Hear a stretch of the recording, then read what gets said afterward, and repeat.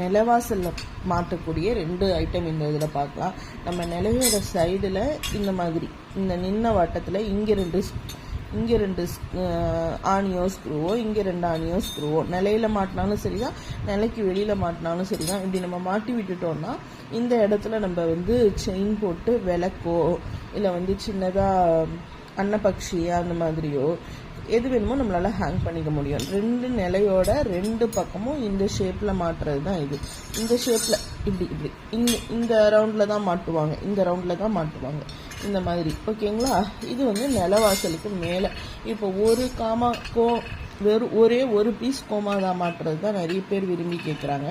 நீங்கள் பேராக வேணாலும் வாங்கிக்கலாம், சிங்கிளாக வேணாலுமே வாங்கிக்கலாம். இது சின்னது கிடையாது, இது கொஞ்சம் பெரிய மெஷர்மெண்ட். இது 4 இன்ச்சு 2.5லே இந்த சைஸ்க்கு இருக்குது ஒன்று. அந்த சைஸ் இது இல்லை. அது திருத்தமாக இல்லை அப்படின்னு நிறைய பேர் விரும்புறதில்ல. ஸோ நம்ம அதை ஸ்டாக் எடுக்கல. குறுக்கு வாட்டம் 2 இன்ச்சும் நீட்ட வாட்டம் பார்த்தீங்கன்னா 4 இன்ச்சும் இருக்குது. பேக் சைட் ஃபினிஷ் இந்த மாதிரி இருக்கும். 2 இடத்துலையுமே கண்டிப்பாக ஆணி அடித்து தான் நம்ம மாட்டணும். ஏன்னா இது நல்ல கனம், முகம் அழுத்தம் திருத்தமாக நல்லா மடி இறங்கின மாதிரி சூப்பராக இருக்கக்கூடிய ஒரு பசுமாடு. இதோட வெயிட் பார்த்தீங்கன்னா நியர்லி 400 380 to 400 கிராம் அந்த ரேஞ்ச் வரும். தூக்குக்குள்ளவே உங்களுக்கு கனம் தெரியும்.